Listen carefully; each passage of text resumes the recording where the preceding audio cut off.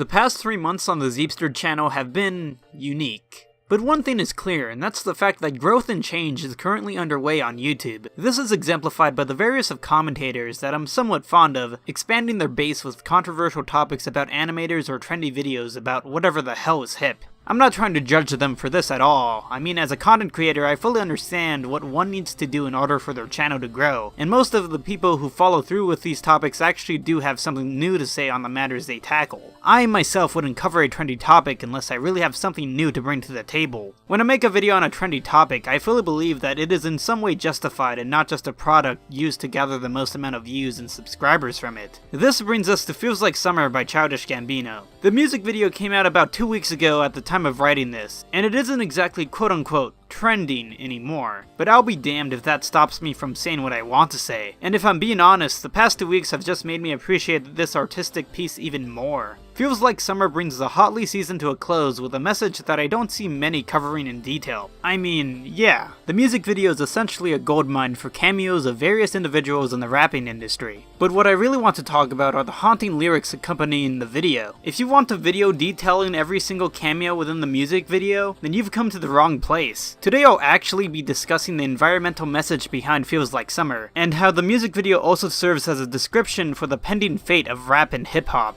There's a certain feel-good beat accompanying Gambino's latest single, but this beat in particular serves as a disguise and a mirage of some sorts, cloaking the darker meaning of the tune. Basically, it's a subtle message about the dangers of climate change and the increase in violence throughout the United States during summertime. When Gambino states that we can feel it in the streets, he's directly referencing the obvious, which is the increase in the temperature. Alternatively, he's also referring to the correlation between the summer season and crime rates throughout the country. In a sense, things tend to get more dangerous each time the scorching season comes along. Gambino is trying to encourage us to stay safe. Glover then decides to mention the 7 billion individuals who inhabit the earth and how a slew of them have been played like pawns within capitalist societies. There is a suggestion of a ruling class that controls the minds and work habits of the humans below them. When Glover references machines that decide, he's referring to government and higher institutions. Instead of controlling these people by force, like in the past, it is a psychological process that helps govern modern societies. It is the understanding that there's always a higher power watching and controlling. In other words, there is always an agenda being pushed forth against us, whether we're conscious to it or not. Gambino then expresses hope that this world will fall back against its inconsistencies, and get back on the right track in terms of preserving the earth. For context, the current state of America in terms of the environment is questionable. The United States is one of the only 3 nations to not be a part of the Paris Accords, an agreement made by almost all the countries on Earth to comply with greenhouse gas restrictions and environmental predicaments. Although the current state of the nation isn't exactly ideal according to Glover, he still pleads that everything will be alright in the end.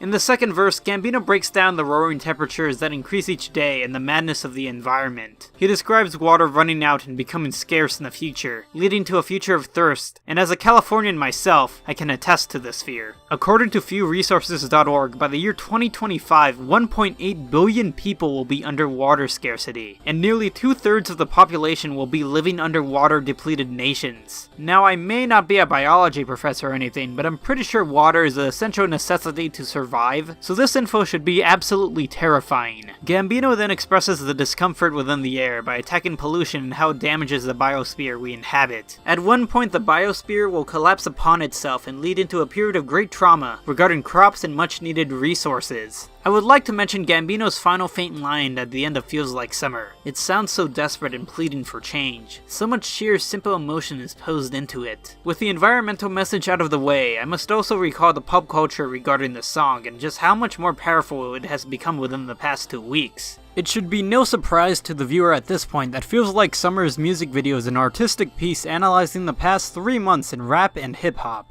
In summary, Gambino is walking along the streets of rap, a street filled with inflated egos and people who think they're the greatest goddamn thing to ever walk the earth. Yeah, it's a pretty antagonizing street, but it's complemented by a chilled out groove. The general thesis of the video is presenting the shit show that can be hip-hop, and the past few weeks have bolstered Gambino's opinion. For example, On August 31st, 2018, a day before Gambino even released his latest music video, Eminem released his shocker album known as Kamikaze, a fairly competent record that attacks almost every single relevant rapper currently in the game. Some of the hate is justified, like the mumble rapper rants, and some of it is fairly petty. Like the Tyler the Creator line? Like, what did Tyler even do? I mean, sure, he called a song on Revival trash, but to be fair, Revival is trash. There's also another controversy taking place between two hip-hop rivals, Cardi B and Nicki Minaj. Basically, Cardi B threw shoes at Nicki Minaj because...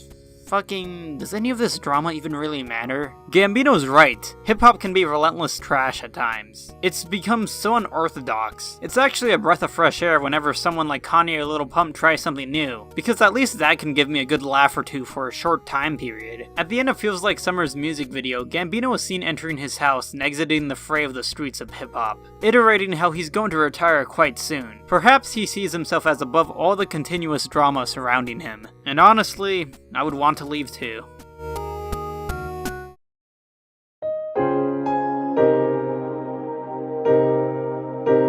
So that was Feels Like Summer, and holy shit guys, I just need to mention something before I end this video. I know it may sound a cliche, but thank you so much for helping me hit 10,000 subscribers the other day. It's quite surreal to think that many people have entrusted me to discuss an array of topics towards them. In the beginning of the video, I described how the summer has been one full of growth. And for me personally, I believe that I've grown immensely as an individual, all thanks to you guys and the friends I've met along the way. The most meaningful comments I receive every now and then are the ones in which the individual is going through a difficult time. But when they watch a certain venti video of mine, they feel better. All I can say to those people going through difficult times is that I know you may be in some type of pain, but I promise you, in due time, I do believe things will all work out in the end. The future of the Zeepster channel will no longer focus on just politics and history, but now anything I want to put my 2 cents in. I will do my absolute best to make sure these videos are of quality. Thank you for everything.